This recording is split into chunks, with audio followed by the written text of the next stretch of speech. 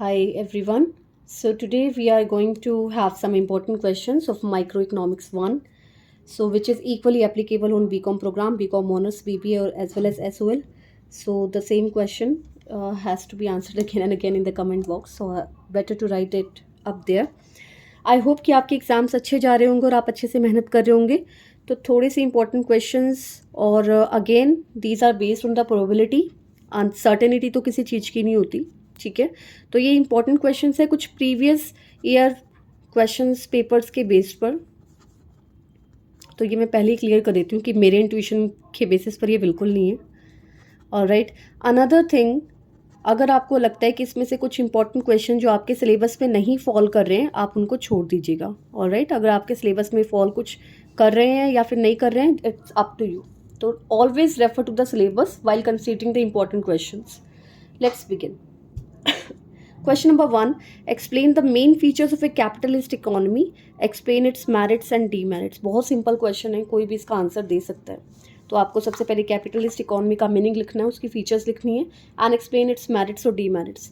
तो आप ये कॉलमनार भी बना सकते हो, मेरिट्स एंड डीमेरिट्स ऐसे करके. एक साइड आपने मेरिट्स लिखे, एक साइड डीमेरिट्स लिखी, या फिर आप अलग अलग से कर सकते हो अगर आपके पास खूब अच्छे से टाइम है तो. And always explain heading. कोई भी आपको पॉइंट देना है, please don't write it like 1, 2, 3, 4, 5, 6, 7, 8 something like that. Always put heading here.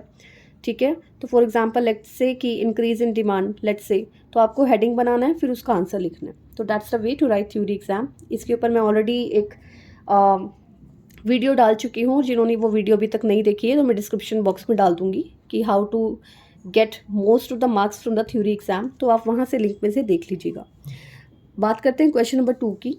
What do you mean by price flooring? State the applications in the context of minimum wages introduced by the government and how it will affect the market. Market में ये कैसे effect करेगी? तो देखा जाए तो इसमें 3 questions है ये. पहला ये, what do you mean by price flooring? ठीक है. Second, state the application in the context of minimum wages introduced by the government. तो कहाँ कहाँ अप्लाई होगा. Third, how it will affect the market. तो मार्केट में ये कैसे अफेक्ट होगा, प्राइस, सप्लाई, इन चीज़ों के ऊपर इसका क्या इम्पैक्ट होने वाला है. तो ये है आपका क्वेश्चन नंबर 2 जिसमें 3 क्वेश्चंस इंक्लूडेड है. नेक्स्ट क्वेश्चन बहुत इंपॉर्टेंट है, बहुत ज़्यादा इंपॉर्टेंट है, ये रिपीट हो रहा है. Explain with the diagrams the difference between the following. आपको डिफरेंस बताना है लेकिन with the help of diagrams. First one, movement along A supply curve, shift in supply curve, total cost curve, total fixed cost curve, total variable cost curve, average cost curve, average fixed cost curve, average variable fixed cost curve, marginal cost curve. तो ये सारे के सारे curves मैंने एक ही साथ लिख दिए हैं क्योंकि क्वेश्चन इतनी बार रिपीट हो रहा है तो मुझे भी सही नहीं लगा ये बार बार क्वेश्चन लिखने के लिए. तो I wrote it once only. So this is the important question and I would request you not to leave it. ये तो आपको दिखेगा ही दिखेगा. कॉस्ट कर्व्स के ऊपर तो बहुत क्वेश्चन आते हैं. ठीक है, चलो यहाँ पे आप इसका स्क्रीनशॉट भी ले सकते हैं अगर लेना चाहे तो. Let's move to question number 4 now. Question number 4, explain and illustrate the law of variable proportion. What are its assumption. Class 12 में भी आप कर चुके हो अगर आपके पास इको थी तो. व्हाट आर इट्स अजम्पशन आपको बताने. Illustrate the law of variable proportion, इसमें पूरा डायग्राम बनता है. जो भी आप करें बच्चे with the help of diagrams दिखाइए. Economics is another way of expressing everything in the form of diagrams. If you are not showing your diagrams it means you are missing lot of things here. तो कोई भी question कीजिए उसके साथ का diagrams तो आपको क्रैम करना ही करना है और वो डायग्राम आपको शो करना है चाहे पूछा जाए या फिर नहीं. ऑलराइट, तो आपको करना ही है वो. Question number 5, what is an expansion path, how different return scale can be depicted on it. Expansion path क्या है, आप डिफरेंट रिटर्न स्केल उसके ऊपर कैसे दिखाओगे. तो see this, it's a part of your syllabus, then do this. Question number 6, why all the firms of an industry will earn only normal profits in the long run in a competitive environment. तो competitive environment का question है, ये industry के ऊपर आया है. हमेशा normal profits ही क्यों होते हैं. Show diagrammatically. इंपॉर्टेंट क्वेश्चन है. वाई, क्योंकि सिमिलर क्वेश्चन मैंने फर्म का भी देखा फिर एग्जैक्टली सिर्फ यहाँ पे when all the firms of an industry की जगह सिर्फ ये लिखा हुआ था why a firm earn only normal profits in the long run in a competitive environment. ठीक है। तो सिमिलर क्वेश्चन है, फार्म और इंडस्ट्री के क्वेश्चन आपको दिए ही होते हैं बुक में, तो आप फार्म का भी करो और इंडस्ट्री का भी करो एंड शो इट डायग्रामेटिकली। तो ये देखा जाए तो आपका एक क्वेश्चन और बनता है, फार्म का भी इंडस्ट्री का भी। इंपॉर्टेंट क्वेश्चन है, मार्क कर लो। Question number 7, explain the total outlay method of calculating price elasticity. Is it true that this method doesn't provide exact estimate of price elasticity? Explain. तो आपको बताना है कि टोटल आउटले मेथड क्या है प्राइस इलास्टिसिटी का। तो प्राइस इलास्टिसिटी के ऊपर तो आप क्वेश्चन देखने ही वाले हो, आपको मिलेगा ही मिलेगा, और उसके जितने सारे मेथड्स है, इजी भी है, मुश्किल तो नहीं है, तो आप वो कर लो बच्चे, सारे ही कर लो। उसमें से क्वेश्चन आ रहा है टोटल आउटले मेथड के ऊपर, और ये भी बता रहे हैं कि एग्जैक्ट एस्टिमेट होता है नहीं, तो पॉइंट इलास्टिसिटी भी आप इसका आंसर कर सकते हो। तो जो आपको एग्जैक्ट आंसर लगे इसका, लास्ट में आपको वो एक्सप्लेन करना है। तो देखा जाए तो इसमें 2 क्वेश्चन है, टोटल आउटले मेथड क्या है और exact estimate of price elasticity का किससे होता है, कौन से मेथड से किया जाता है, वो आपको एक्सप्लेन करना है। Alright, move to question number 8। What is income consumption curve? ICC क्या होते हैं? Show diagrammatically. डायग्रामेटिकली आपको दिखानी है income consumption curve. Then question number 9. What are the conditions of consumers equilibrium under indifference curve approach? Equilibrium आप कैसे लेके आओगे indifference curve approach में? Conditions क्या क्या है? तो क्वेश्चन आया आपका कंडीशंस के ऊपर, क्या क्या बेसिक रिक्वायरमेंट है, explain with a suitable diagram. अगर यहाँ पे डायग्राम नहीं भी दिया होता then you have to draw the diagram, ये मैं पहले भी बता चुकी हूँ। क्वेश्चन नंबर 10 पर चलते हैं। Prove that 2 parallel demand curves have different elasticities at a given price। थोड़ा सा डिफिकल्ट लगेगा, आपको सोच समझ के इसका आंसर लिखना है। Prove that 2 parallel demand curves have different elasticities at a given price। तो जो आपको इसका सुटेबल आंसर लगे वो आपको करना है इसमें, क्योंकि टू द पॉइंट ये क्वेश्चन नहीं आया। Next question, question number 11।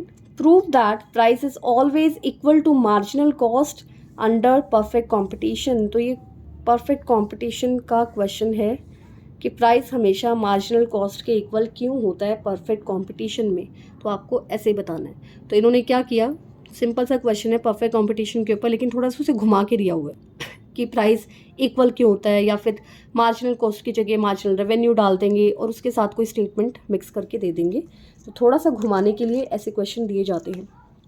Next question, question number 12। Right short notes on. Short notes तो आपको मिलेंगे ही मिलेंगे, देख लेते हैं कौन कौन से शॉर्ट नोट्स ज़्यादा आए हैं।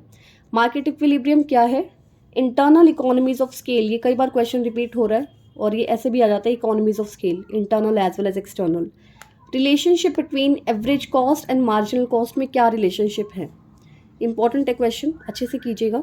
Next, deadweight loss, price floor, isoquant map क्या होते हैं, मिनिमम सपोर्ट प्राइस क्या है, mid point formula for measuring elasticity, ये क्या है? तो इनके ऊपर आपके शॉर्ट नोट्स रिपीट हो रहे हैं, तो आप यहाँ पे स्क्रीनशॉट ले सकते हो। और ये वाले जो क्वेश्चन है शॉर्ट नोट वाले, ये अच्छे से कीजिए, क्योंकि इनमें तो कुछ पता नहीं होता कि डायग्राम बनाना है या नहीं बनाना है। तो जो आपको आता है वो इसमें लिखिए, आपकी फुल चॉइस है आपकी।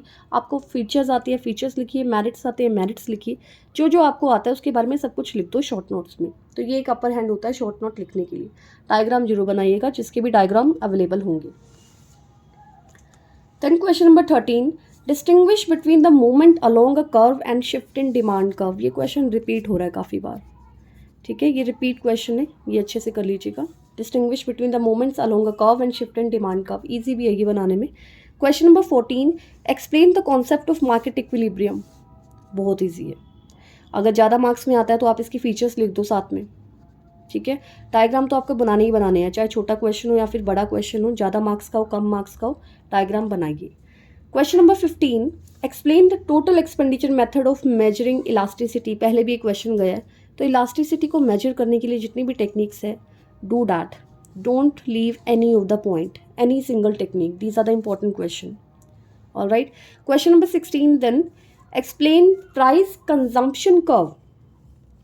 प्राइस कंजम्पशन कर्व के ऊपर पहले भी अभी एक क्वेश्चन गया था, ठीक है। Using indifference curve analysis separate the income and substitution effect for an inferior good. Question आया इंफीरियर गुड्स के ऊपर, करना क्या है, इनकम और सब्स्टिट्यूशन इफेक्ट दिखाना है, IE एंड SE दिखाना है, किसके ऊपर, इंफीरियर गुड्स के ऊपर, ठीक है।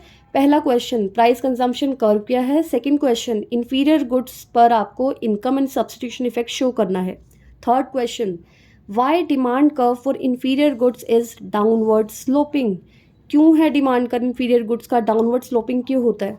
तो आपके ये 3 क्वेश्चन बनते हैं और इम्पॉर्टेंट क्वेश्चन लग रहा है मुझे, तो ये तो बिल्कुल कर लो, ठीक है।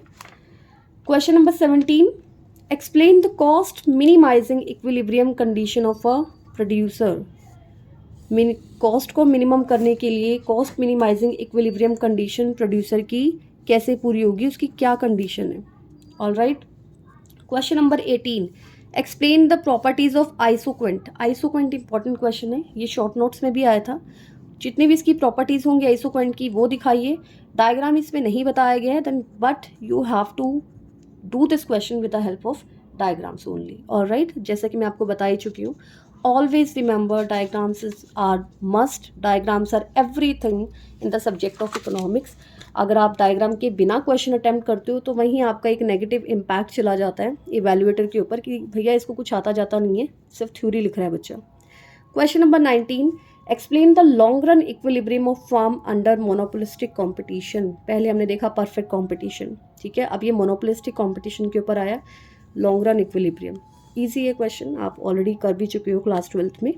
Then question number 20, explain the causes of emergence of monopoly. Monopoly होती क्यों है, इससे ज़्यादा ईजी क्वेश्चन तो कहीं दिखेगा ही नहीं।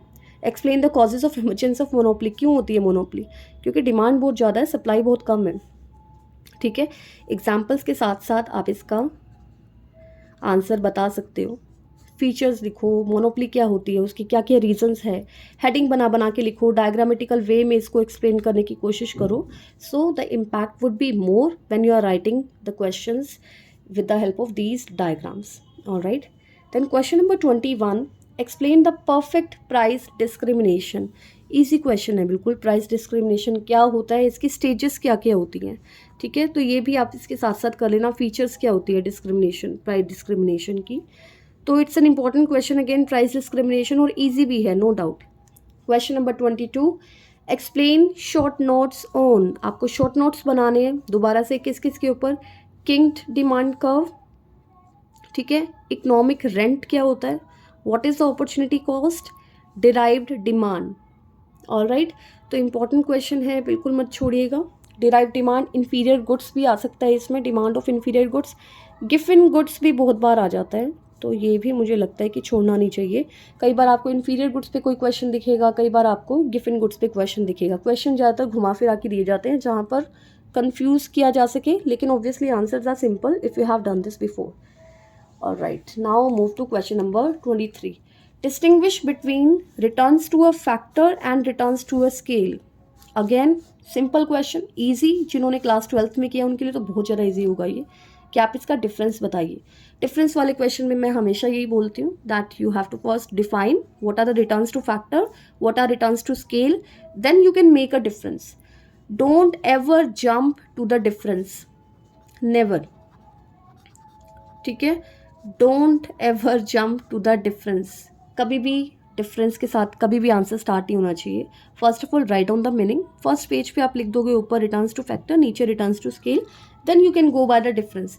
डिफरेंस के लिए मैं ऑलरेडी बता चुकी थी कि एक टेक्निक होती है डिफरेंस की। आप डिफरेंस लिखोगे तो आप 3 बेसिस बना सकते हो, 3 कॉलम बना सकते हो। Basis number 1 returns to factor, number 3 returns to scale, कुछ ऐसे लिखो। ऑलराइट, तो फर्स्ट पॉइंट जहाँ आपका खत्म होगा, फॉर एग्जाम्पल लेट्स से यहाँ पे खत्म होता है, तो then make a draw a line, then go for the second. If it is completed, then draw a line.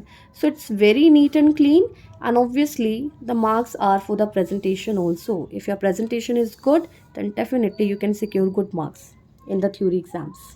Alright, so this is the way of writing the difference. अगर आपको basis नहीं आते हैं, और कुछ बच्चे ऐसे भी करते हैं कि उन्होंने फर्स्ट पॉइंट लिखा, हेडिंग लिखा, उसके बाद उसके बारे में बता दिया, तो that's also a good thing. But if you are not writing heading and that just start with the difference only, it's I don't know कि इवैल्यूएटर उसको कैसे चेक करेगा, तो थोड़ा सा मैसी लगता है, वो मुश्किल भी लगता है देखने में। तो मेरी तरफ से मैं तो कहूँगी डिफरेंस आप ऐसे ही बनाएंगे, बाकी it's up to you. And the last question of today's video, that can 2 indifference curves ever intersect, क्या इंडिफरेंस कर्व कभी इंटरसेक्ट हो सकते हैं? Explain with diagram.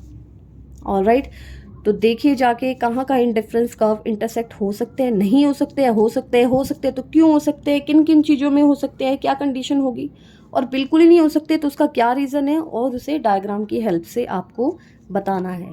Alright, so totally confuse करने के लिए क्वेश्चन है, बिल्कुल सीधा सीधा क्वेश्चन दिया ही नहीं हुआ है। सो थोड़ा सा पढ़ना तो पड़ेगा ही, और इकोनॉमिक्स तो आप बिना पढ़े कर भी नहीं पाओगे।